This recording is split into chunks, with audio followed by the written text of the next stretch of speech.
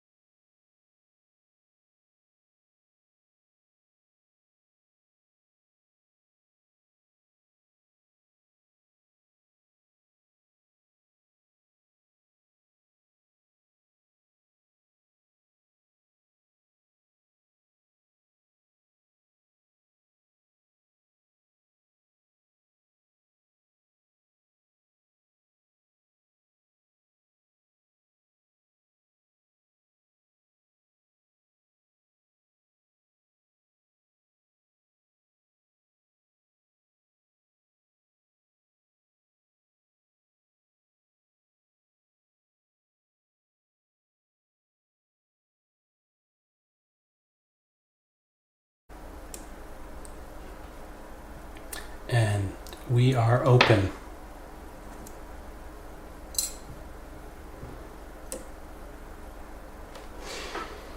So that's all there is to it. We will now do the equally hard part of gutting this lock, and hopefully I'll be able to get all this on camera.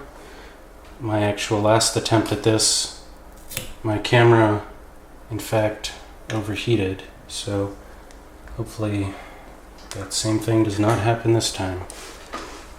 Alright, first we can go ahead and lock this back up, as that is fine. Now what we need to do is actually depress the ball at the back, and we will start this guy coming out. Here we go.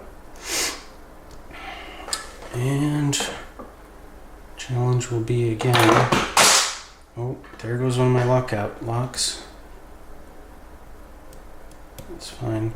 Might also have some of these ball bearings drop out on me. One of the passive ball bearings on this lock does get stuck, or is not in place, but that's fine. I think everybody's more concerned about the sidebar and the rotors being in place, so we will go about it like that. Hopefully also I can get, okay, I did lose one of the passive ball bearings, just fine. Just keep going about taking this apart, and we will take as long as we need to take with disassembly and showing you guys the particulars of the lock. Hopefully, again, my camera does not overheat during disassembly.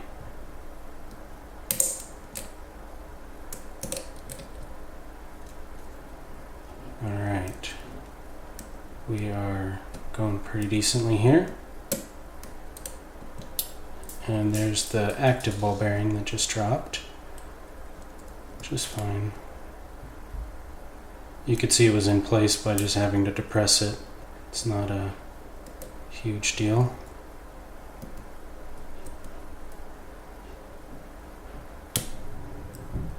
Oh, come out of there, okay?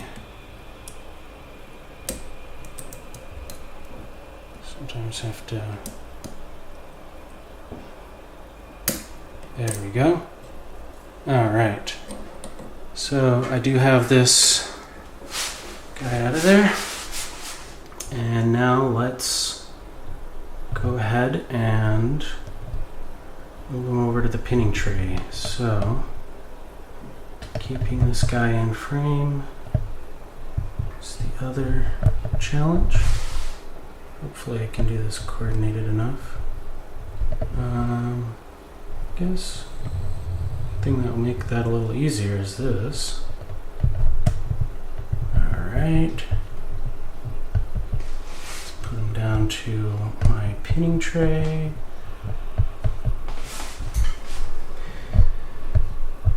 And that will get us started. Just make sure I get everything. Alright. So, first order of business, these little split rings come off. On the other side, one of the sidebars came off. I'll basically take everything apart, and then we'll go ahead and do the other parts of showing you those parts. So this is the other sidebar. We'll put those together. This over here. Let me just get a little bit more light. Alright. We will take this ring, tension ring or reset ring off. We'll put that over there. It's not really that critical. This is the retaining bracket. Here is one of the inner sidebars with the finger still on it. Set that aside. You can see here the 4 rotors. And I was requested to insert the key, so we'll go ahead and do that. You can watch the little rotors dance all over the place there. That's a lot of fun to do.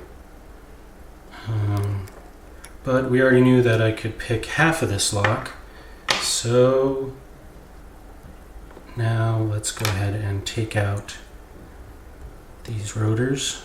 This number one was actually my problem in the last video. I'll go ahead and do this so you guys can see it a little bit better.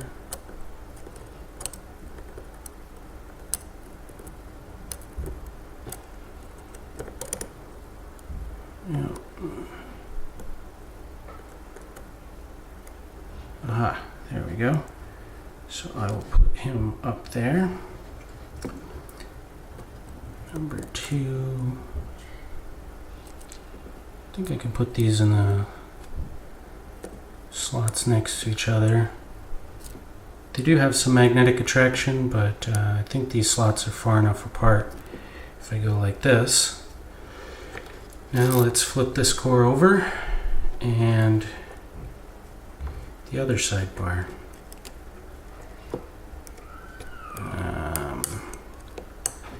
This sidebar's in here a little bit more. Let's see if I can get a different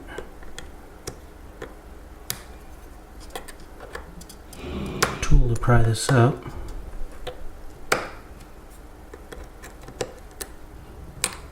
Aha, there we go. EVVA, if you're watching, please make disassembling this lock a little easier. It would help me. But these are factory locks, so there's the 3 sidebar pins. These are not really made to be disassembled, and you can see all 4 rotors on this side are actually in place. And we will place the key in. You can see them line up, and the rotors are in fact free to move. Before in my previous video you saw the false gates, or sorry, not false gates. There are no false gates in this. These are all true gates, so this is master keyed. So I will put these just right next to the other one. I believe we're not gonna have any magnetic stiction there. So let's also go ahead and give you a close-up. You can see that sidebar does in fact have its pin in place. This one also has its pin in place. On this side, the milling is in fact in place. So when the milling is in place, and that's what you guys like to see. The rotors themselves, you can see there are in fact on the previous sidebar where I picked, or sorry, the previous pick that I did, my number 1 rotor had 1 gate, number 2 has 2, 3 has 3, and 4 has 3. On the other side we have 2 gates here, 3 gates here, 3 gates here, and 3 gates here. So you can see there's quite a bit of master keying going on. Just how it is in this lock. What else can I show you guys? Both inner sidebars I showed. I want to see this. That's the first one, I think. The second. I suppose I could show you the Bible real quick. Oh, I lost one of the pins inside of it, but here's the inside of the Bible.